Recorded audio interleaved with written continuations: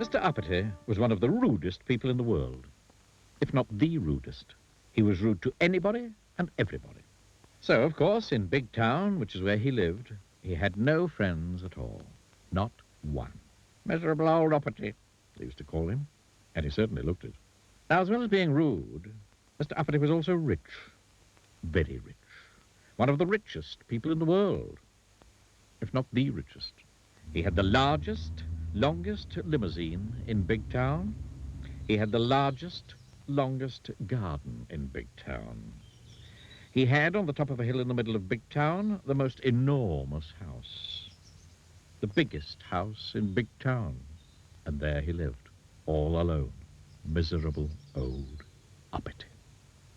One day, Mr. Uppity was walking in the gardens of his enormous house, when suddenly he heard a voice.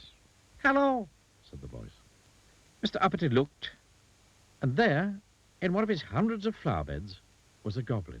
"Are you not going to say hello to me?" said the goblin. "Go away," said Mr. Uppity rudely. "Oh, I know who you must be," said the goblin. "You must be Mr. Uppity, who's rude to everybody." Sniffed Mr. Uppity rudely. "Well, I know somebody who wants to meet you," said the goblin, and he skipped off, the way goblins do. Mr. Uppity's curiosity got the better of him. He followed. "In there," said the goblin, pointing at a small hole in a tree. "Don't be silly," snorted Mr. Uppity. Oh, I'm not being silly," said the goblin. "Yes, you are," snapped Mr. Uppity. "I can't possibly get in there." "Aha!" smiled the goblin. And then he said a magic word, known only to goblins, which sounded like wobbling, something like that. Suddenly, Mr. Uppity started shrinking. He shrank and he shrank until he was exactly the same size as the goblin. "Turn me back to my proper size at once," spluttered Mr. Uppity in a rage. "I shan't," grinned the goblin. And so saying, the goblin climbed through the hole into the tree.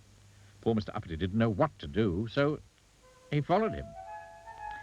Inside the tree, there was a staircase going down and down.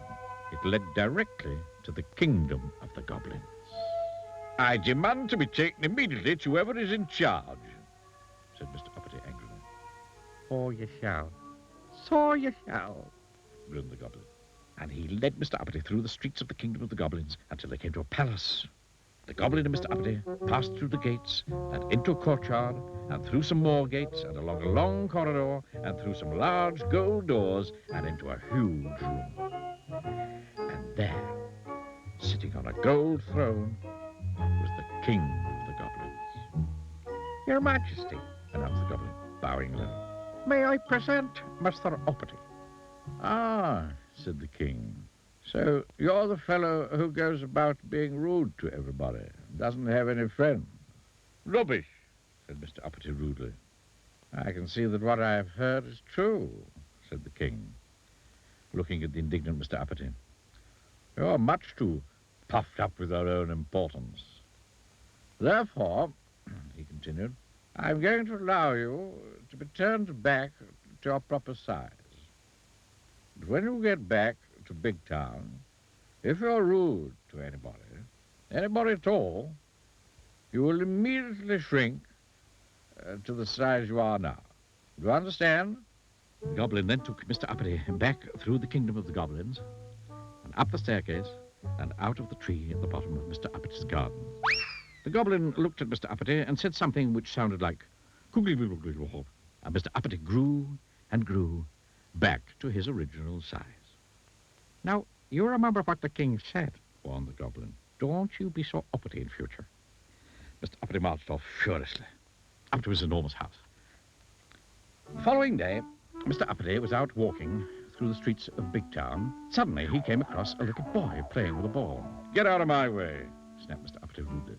But as soon as he'd said it, you know what happened, don't you? Yes, Mr. Uppity shrank and shrank until he was no bigger than the ball the boy was playing with.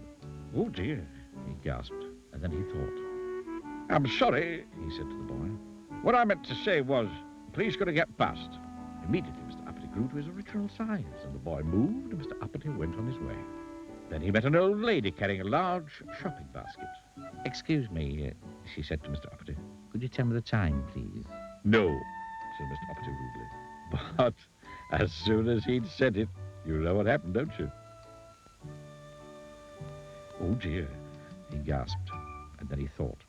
I'm sorry, he said to the old lady. What I meant to say was, it's 25 past 11. Immediately, Mr. Uppity grew to his original size, and the old lady thanked him, and Mr. Uppity went on his way. Then he went and bought a newspaper from a man standing on the corner of the main street in Big Town. He was just about to walk away when suddenly he stopped and thought, turned back to the man and said, "Thank you." Thank you was a word Mr. Uppity had never used before. The man smiled. A smile was something Mr. Uppity wasn't used to getting. Thank you was a word Mr. Uppity not only had never used before, but it was a word he'd never had said to him before. Mr. Uppity smiled. He felt happy. Happy was a feeling Mr. Uppity wasn't used to feeling. He liked it. And do you know, from that day forward to this day backward, Mr. Uppity is a changed person. He's still the richest person in Big Town, perhaps the richest person in the world. But now he has lots of friends, and he smiles a lot, and he never gets that shrinking feeling. And do you know which two words Mr. Uppity uses most of all these days? Please and thank you.